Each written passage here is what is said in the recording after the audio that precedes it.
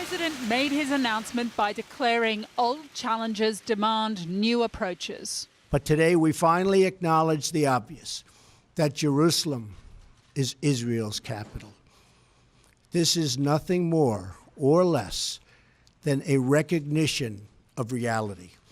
It is also the right thing to do. With this single act, President Trump has upended the careful dance of presidents past who embraced the concept of recognizing Jerusalem as Israel's capital and moving the US embassy to Jerusalem, but adhered to the view that until there was a definitive peace agreement between Israelis and Palestinians, the ancient city's status could not be settled. As candidate last year, he gave his word to the Israel lobby. He was different. When I become president, the days of treating Israel like a second-class citizen will end on day one. In truth, it's taken nearly a year for the president to get this far, and he does so despite warnings that it will implode the status quo and any prospect of peace. There will, of course, be disagreement and dissent regarding this announcement.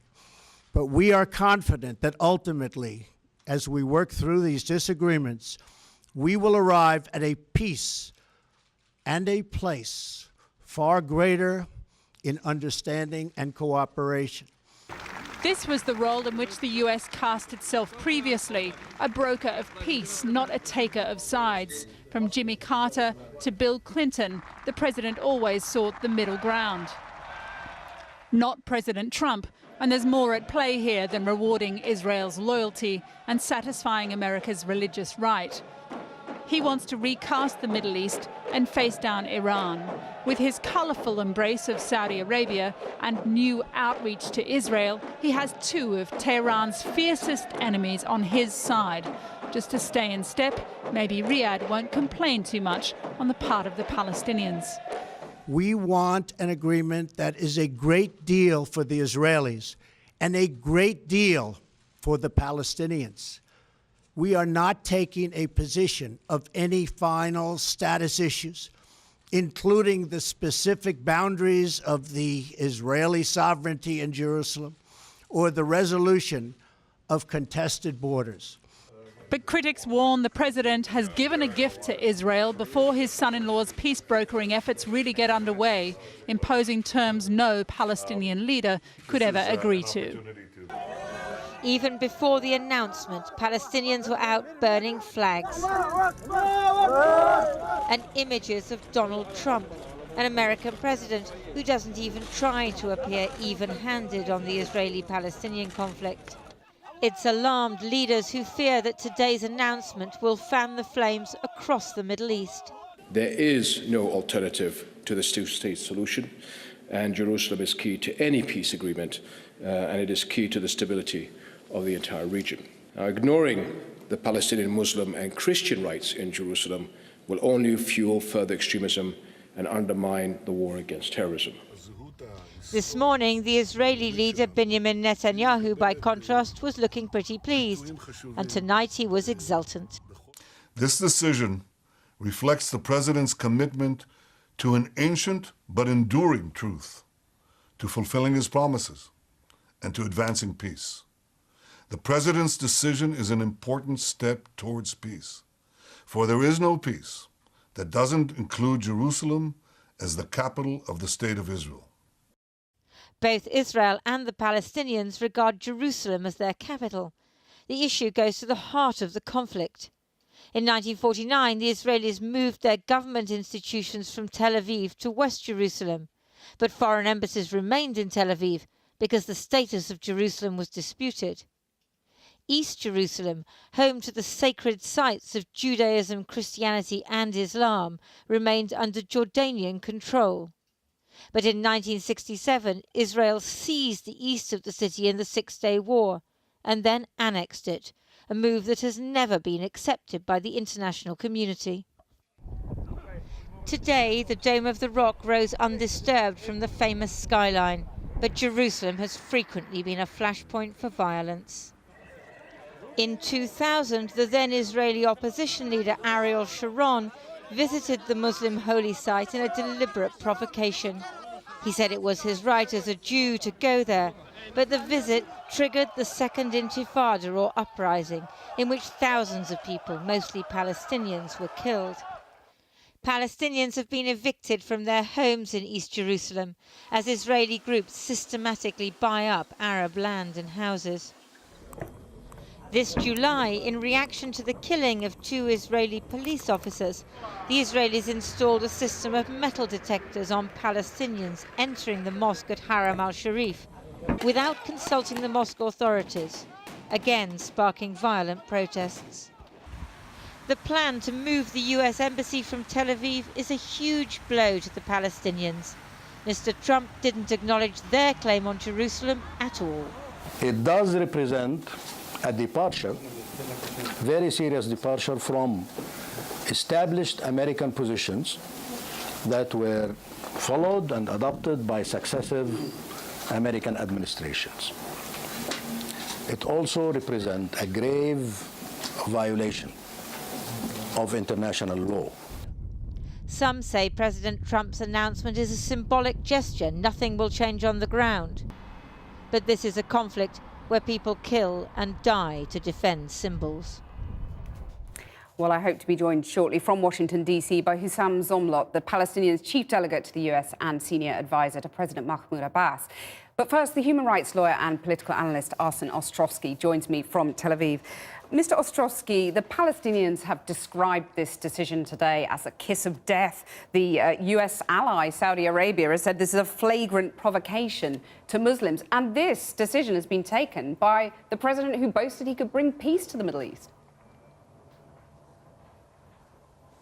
Look, I think we need to put this in context. As President Trump said in his remarks, that today we finally acknowledge the obvious, that Jerusalem is Israel's capital, and that is just acknowledging the reality, and that is also the right thing to do. With all due respect to the Palestinians, the only reason we are here today is through their incessant refusal to negotiate in good faith with the Israelis for a two-state solution, which they purportedly so desire. At the end of the day, what President Trump did was simply correct a long overdue injustice in recognizing Jerusalem as Israel's capital. But what President Trump didn't do was recognize in any way that the Palestinians claim Jerusalem as their capital.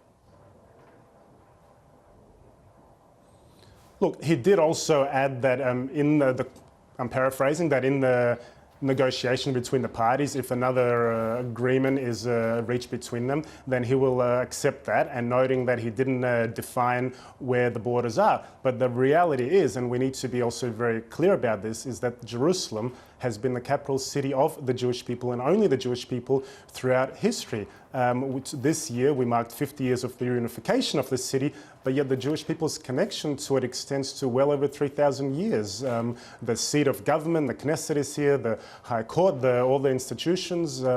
The unfortunate reality is that had the Palestinians accepted past agreements, including very generous offers with respect to Jerusalem, such as at Camp David in 2000, the situation could be very different today. But we are faced with a new set of realities and a new administration. But excuse me for interrupting. The other unfortunate reality is that there's no longer any pretense that the US are honest brokers here in any future negotiations, is there? No, I wouldn't say that at all. I think all the US has done is just acknowledge the reality. Jerusalem has been the capital of the State of Israel for 70 years, but of the Jewish people for over 3,000 years. London has been the capital of England only since the 12th century. So there's, in one way, this is a very historic decision, announcement, but on the other hand, it's also just really stating the obvious, that this is the capital of the State of Israel. Every country under international law, with the exception of Israel here, is permitted to designate its own capital. But Israel has been the only country since 1948 which has been denied that right. Okay. So this action, I think, is very much one that corrects an injustice. Okay, Arsen Ostrovsky, thank you very much for joining me. Let's turn now to Hussam Zomlot, Palestinians' chief delegate to the US. Thank you very much for joining us. I don't know whether you heard any of that last guest, but Jerusalem is it's where the Israeli government is. This is recognising a reality, and it's long overdue, is what he said. That's absolutely not true. Today, President Trump has just adopted fully the narrative and the myths of the very few, actually, in Israel, the settler government, the very extreme wing of the Israeli government. The majority of the Israelis still want to see a two-state solution on the 1967 borders. That's all polls. So are the majority of the Palestinian people and the rest of the world. Global consensus. Today was a black day for peace in the Middle East because President Trump has decided to let go of everything that we have worked towards. Today is a black day also for the prospects for the U.S. to be a fair and honest broker in this, because it has done a self-inflicted disqualification, and today also has demolished the basis of the peace process that we have been engaged in for the last 25 years. So what are the consequences of that? I mean, will President Mahmoud Abbas refuse to negotiate through the US with Israel, for example?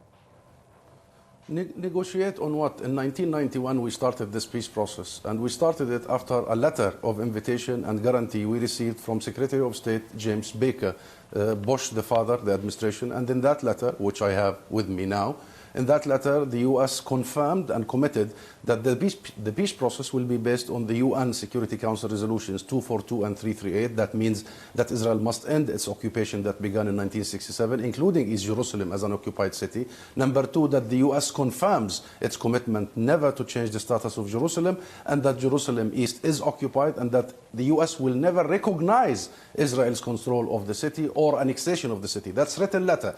On that basis, we entered the peace process because Jerusalem is the heart of the two-state solution. And now we have this stab in the back, a sudden U-turn from the U.S. administration, and you tell me what would be the consequences? The consequences is the peace process has been emptied of its soul and heart, and we are not interested in an empty peace process. We are seriously, genuinely, and sincerely interested in a genuine peace process that will produce the international consensus about a two-state solution. But should this option be killed by we're a little bit short of time, and I'm trying to have a dialogue here. If I could just say, I mean, the Saudis today, they reacted much the same way you've reacted, calling this a flagrant provocation. But isn't it the case that they'd be loath to whip up any demonstrations because the US is their ally in the fight against Iran? And that's exactly the right question, because by doing this, President Trump has delivered a severe blow to the historic and strategic allies of the U.S. for all these years, including Saudi Arabia, including Jordan, Egypt, all the Arab countries that are in alliance with the U.S., and has just given a precious gift to the extremist, to the anarchist, to the Armageddonist, to those who want to see this conflict as a religious one, the war of gods, rather than a political and legal one to be resolved. He totally and utterly, that is President Trump, adopted the myths and the narratives that does not speak of reality. Let me remind you and your viewers, please, that East Jerusalem is owned by Palestinians. This is not a claim. This is not a claim we make. This is an ownership we have. I'm really sorry. We're going to have to end it there, I'm afraid. I would love to carry on talking longer, but Hussam Zomlot, thank you very much.